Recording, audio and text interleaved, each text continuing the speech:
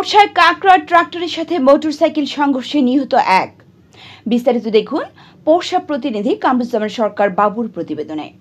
নওগাঁর পোরশায় কাকড়া ট্রাক্টরের সাথে মোটরসাইকেল সংঘর্ষে নাজমুল হক সুমন নামের এক যুবক নিহত হয়েছেন। আহত হয়েছেন আজিম নামের আরেক যুবক। নিহত নাজমুল নিজপুর শীতলী ডাংপাড়া গ্রামের মুজিবুর রহমানের ছেলে এবং আহত আজিম নিদপুর গোপালগঞ্জের মোতাহারের ছেলে। পোরশা উপজেলা নির্বাহী কর্মকর্তা মোহাম্মদ আরিফ আদনান ও উপজেলা প্রকল্প বাস্তবায়ন কর্মকর্তা মোহাম্মদ মাহমুদুল হাসান টিটু তার বাড়িতে গিয়ে শোকাহত পরিবারের প্রতি সমবেদনা জানান। Desk news HD Bangla. Million offer Walton fridge, TV, washing machine ও বিএলডিসি ফ্যান কিনে পেতে পারেন 20 লক্ষ টাকা। রয়েছে কোটি কোটি টাকার নিশ্চিত উপহার।